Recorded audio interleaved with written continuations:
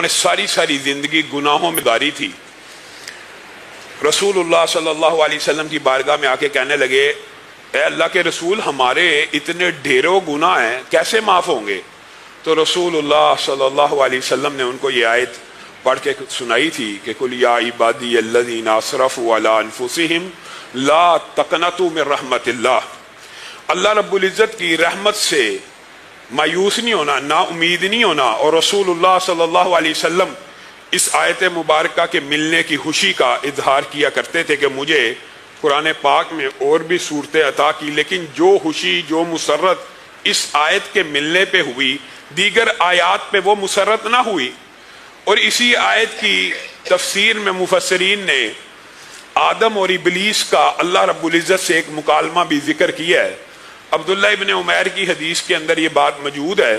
اور مفسرین جب کسی آیت کو بیان کرتے ہیں، اس کا شان نزول بیان کرتے ہیں، تو رتب و یابس اس کے بارے میں جو روایات ہوتی ہیں وہ لے آتے ہیں. اس روایت کے اندر جب اللہ رب العزت نے ابلیس و آدم کے سارے واقعے کے بعد ابلیس کو جنت سے نکال دیا، راندہ درگاہ ہو گیا، تکبر کیا، تو ابلیس کہنے لگا آدم کی وجہ سے مجھے جنت میں سے نکالا گیا ہے، اے اللہ آپ نے اس آدم کی وجہ سے مجھے جنت سے نکال دیا، اگر آپ مجھے اس کے اوپر غلبہ عنایت نہ کریں گے تو میں تو بالکل ہی خائب و حاصر ہو جاؤں گا، مجھے کچھ تو دیجئے، پھر میں آپ کو دکھاؤں گا کہ میں بھی جس کی وجہ سے مجھے جنت سے نکالا میں بھی اس کو جنت سے نکلوا دوں گا، مجھے کچھ عطا کیجئے. اللہ رب العزت نے کہا میں تجھے اس کے اوپر غلبہ ایسا عطا کرتا ہوں کہ تو اس کو دل کے اندر، دماغ کے اندر، خیالات کے اندر وسوسہ ڈال سکتا ہے، مزید عطا کیجئے.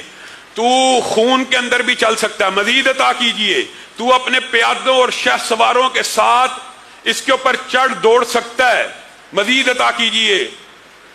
آدم اکیلا ہے، میں اکیلا ہوں، آدم کی اولاد ہونی ہے، مجھے اور عطا کیجئے. تو اللہ رب العزت نے کہا ٹھیک ہے، آدم کی جتنی بھی اولاد ہوگی اس کے ساتھ تیری ہی صفات والا، تیری ہی فطرت والا ایک شیطان اور کرین کو بھی پیدا کیا جائے گا. اب حضرت آدم نے اللہ رب العزت سے یہ درخواست کی اللہ تو نے ابلیس کو اتنا کچھ عطا کر دیا، اگر مجھے کچھ عطا نہیں کرے گا میری تو ساری اولاد گمراہ ہو جائے گی.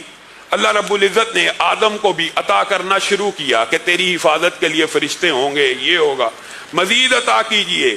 تو گناہوں سے اپنے آپ کو بھر کے لے آئے گا، تیرے گناہوں کو معاف کر دیا جائے گا، ہاں لیکن جو نیکی رجسٹر میں لکھ دی جائے گی اس کو کبھی نہیں مٹایا جائے گا. آدم نے کہا مزید عطا کیجئے. تو اللہ رب العزت نے اس وقت ان کو بھی اس آیت کے باب کے اندر مفسرین نے کہا یہ آیت اس وقت بھی آدم کو اللہ نے پڑھ کے سنائی تھی قل یا عبادی الذین اسرفوا علی انفسہم لا تقنطوا من رحمت اللہ. آدم پھر یہ بات یاد رکھ، اپنی اولاد کو یہ بات بتلا دے کہ میری رحمت سے مایوس نہیں ہونا، نا امید نہیں ہونا. یہ نہیں سوچنا کہ دروازہ بند ہو گیا، اب یہ دروازہ کھل نہیں سکتا، دل پہ مہر ہے تو ختم نہیں ہو سکتی، دل پتھر ہو گئے ہیں تو پگھل نہیں سکتے، دل پہ قفل ہے تو کوئی چابی نہیں لگ سکتی، یہ نہیں سوچنا. ہاں لیکن ایک بات یاد رکھیے کہ توبہ کی قبولیت کی جو شرائط ہیں 3 معروف ہیں، ویسے محدثین نے 6 تک لکھی ہیں، لیکن ان شرائط کو بھی پورا کرنا ضروری ہے. یہ نہیں کہ گناہ کیا اور گناہ سے کہا اللہ مجھے معاف کر دے اور اس گناہ کی ندامت اور اس گناہ کی معافی کے لیے خلاص نیت موجود ہی نہیں.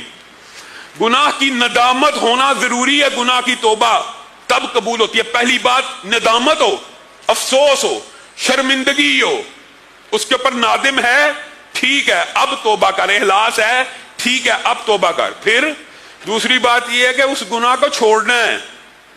یہ نہیں کہ گناہ جاری ہے اور اللہ سے توبہ کرتا جا رہا ہے، اللہ معاف کر دے، داڑھی کٹواتا ہوں اللہ معاف کر دے، اگلے دن بھی کٹوا رہا ہے، اللہ داڑھی کٹواتا ہوں معاف کر دے، پھر کٹوا رہا ہے اللہ یہ توبہ نہیں ہے.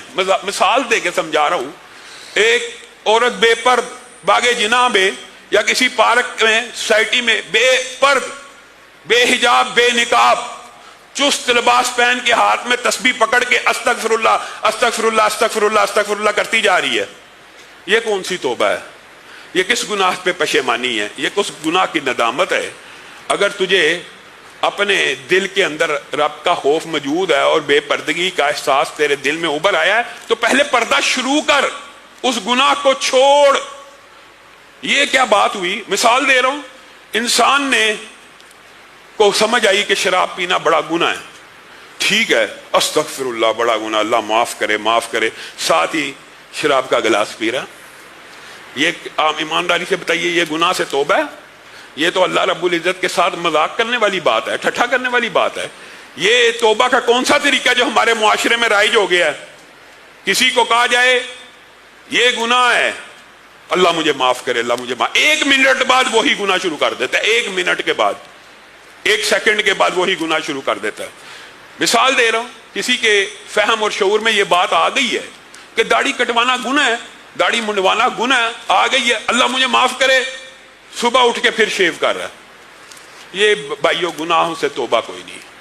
اور تیسری بات یہ ہے کہ جس گناہ سے توبہ کی ہے اس گناہ کو نہ ایک تو چھوڑنا ہے، اس گناہ کو نہ کرنے کا ہمیشہ کے لیے مصمم ارادہ ہے۔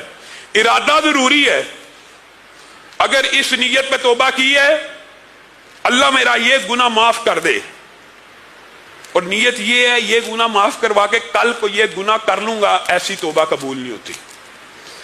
اگر نیت یہ ہے اللہ میرا یہ گناہ معاف کر دے، میں مرتے دم تک یہ گناہ نہیں کروں گا، کوشش کروں گا، پھر توبہ قبول ہو جاتی ہے۔ اگر دل میں یہ بھی خیال ہو نا اللہ پوری کوشش کروں گا، پھر بھی توبہ قبول ہو جاتی ہے۔ اللہ فلاں گناہ کیا تھا، غیر محرم پہ نظر ڈل گئی تھی، اللہ آج تک جتنی دفعہ غیر محرموں پہ نظر پڑی ہے اللہ مجھے معاف کر دے، اور دل میں یہ ارادہ ہے کہ جب تک زندہ رہوں گا غیر محرم کے چہرے کا طواف نہیں کریں گی یہ نظریں، یہ نگاہیں۔ رسول اللہ کا کلمہ پڑھا ہے، ان کے کہنے کے مطابق، ان کے حکم کے مطابق اب یہ نظریں جھکی رہیں گی، کب تک؟